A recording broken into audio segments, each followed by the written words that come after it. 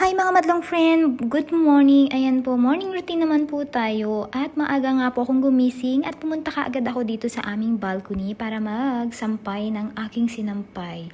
So yun na nga, napansin ko na hindi muna ako magsasampay. Kailangan ko munang linisan itong balcony kasi sobrang dumi. Kasi nung nakaraang araw, kung napansin nyo yung aking mini vlog, nagtanim po ako ng mga halaman. Sinalin ko po yung aking snake plant kasi puno na yung isang paso. So ayun na nga, napansin ko na buhusan muna ng tubig kasi nung naglinis ako ng nakarang araw ay walis-walis lang po.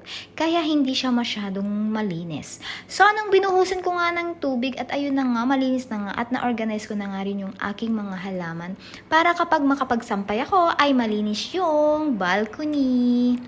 So ayun na nga, mas prepare ko yung magsampay ng sobrang aga habang hindi pa sumisikat yung araw. Kasi pag sikat ng araw, dapat nakasampay na yung iyong labahin para naman mabilis matuyo at matupi kaagad yung sinampay at para mayroon ulit maisasampay. Yun na nga. So tumingin-tingin nga rin po muna ako dito sa paligid at sobrang ganda nga ng paligid pag sobrang aga, hindi pa mainit. So, yun. Natapos din ang aking paglilinis at napansin ko nga itong dulo ng halaman ko at mayroong konting tumutubo ulit doon sa ibang paso na mga halaman. At nilagyan ko ulit ng tubig kasi mayroon pa akong napansin na medyo madumi pa at para naman mabuhusan ng tubig yung mga ibang halaman. So, kung napansin nyo, may bike dyan na naka-display. Ayun, hindi na nga kasi nag-bike si baby girl. Ayaw niyang mag-bike, tinamad na. At medyo maliit na rin po yung bike. Kaya nilagay ko na rin po dyan sa balcony para design, di ba?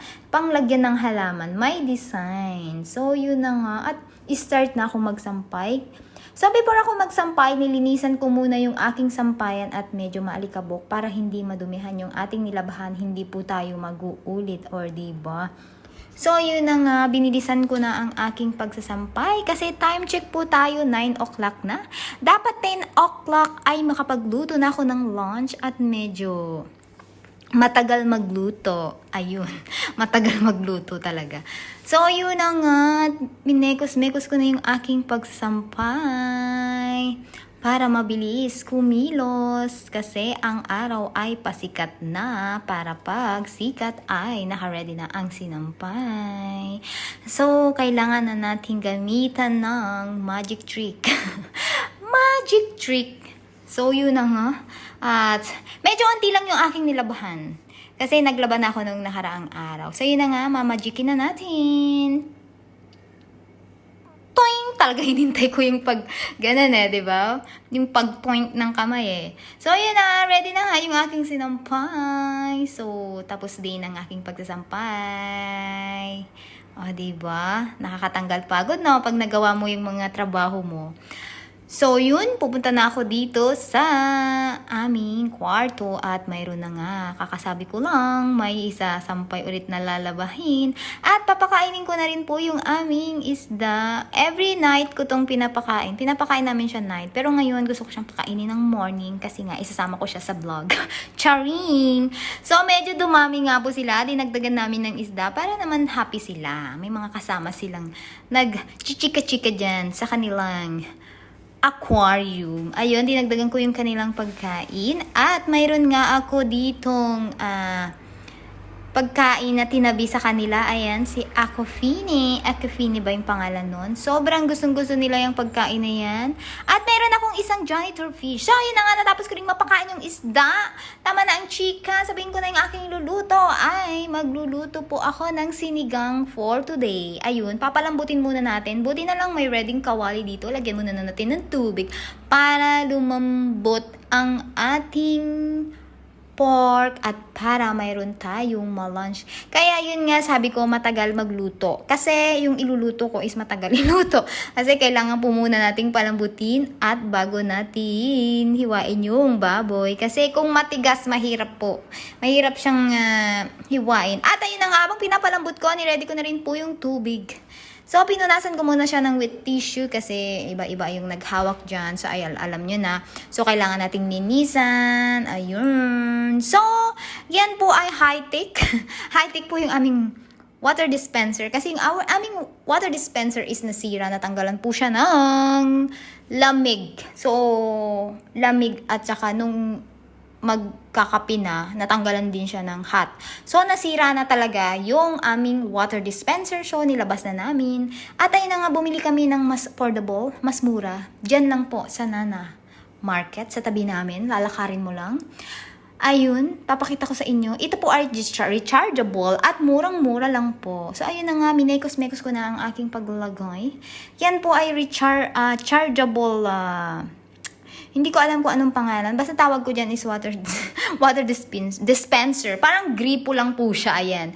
Pero mas mabilis siya, in fairness maraming lumalabas na water. Parang gripo nga lang din na pag kumuha ka ng pangsabaw mo, mabilis kang kumakakuha. At ayun na nga, sinama ko na rin sa aking mini vlog itong aming prutas. Ayan, sobrang hilig din po kasi kami sa prutas at hindi pwedeng mawala ang prutas.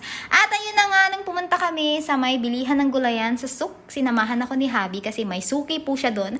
Mas maganda yung may suki para makakuha ka ng discount. So ayun, ang ganda ng nabili kong mga talong, pero hindi po yan yung ituluto natin.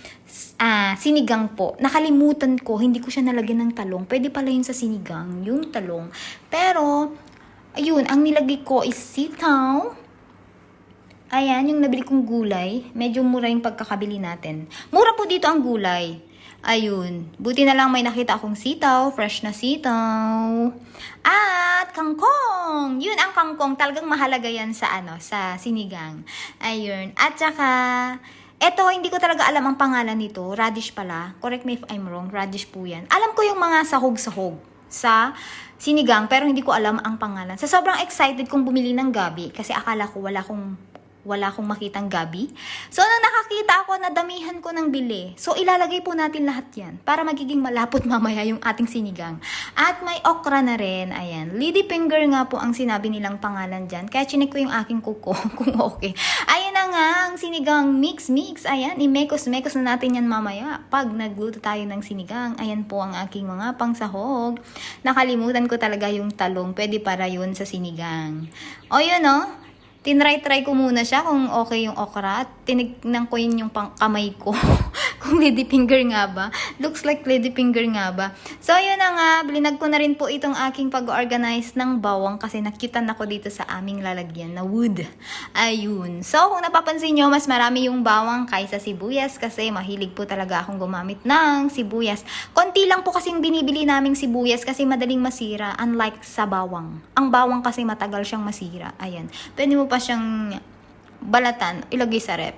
Pero yung sibuyas, parang ang bilis-bilis niyang masira. Kaya paunti-unti lang yung ginagamit natin para tipid. At ayun na nga, at habang pinapalambot ko nga yung aking pangsigong, ayun, tinignan ko muna yung aking mga halaman dito sa may sala, yung mga indoor plant ko, ayan. So, chinek ko kung kailangan ba nila ng water, pero hindi naman so far. Ayun, tumutubo na yung aking money tree. Ayan. So, natapos din ang aking ready. Cook na ang aking sinigang. Ayun na nga. Sobrang yummy. Ang nagparami is gulay. Ganyan po tayo dito kasi bihira yung baboy dito at ang mahal. So, pag nagluto ka ng baboy, dapat lagyan mo ng gulay. Ayan. Para medyo dumami. At para tipid. May pang lunch ka na, may pang dinner ka pa. Kung may matira pa yan, may pang another lunch pa. Another day. So, yun na nga. At tapos na ako nagluto ng aming lunch. Pinakain ko na tong aming pusan na si Oreo at saka si Archie. Ayan, bagong panganak pa po yan. Binili namin sa aming friend. Hindi naman bagong panganak. Siyempre, pinag-milk pa sa kanilang mother before naman binigay dito sa bahay. Yung dalawang pusang yan at super cute at mahilig talaga kami sa pusa. Especially si Juliana, ang hilig-hilig niya sa pusa. So, yun na nga, nakakagigil sila. Pero pag malaki na, ang hirap na nilang paliguan at tanggalan ng kuko, mga magulo na. Pero hindi naman, may behave naman yung dalawang yan. Ayun. So, may sarili na rin silang kwarto. Charing! So, yun lamang po ang aking mini vlog for today. Natapos din ang aking morning routine. Ayan. Tapos din ang aking trabaho. So, relax muna. Yun lamang po. Maraming salamat!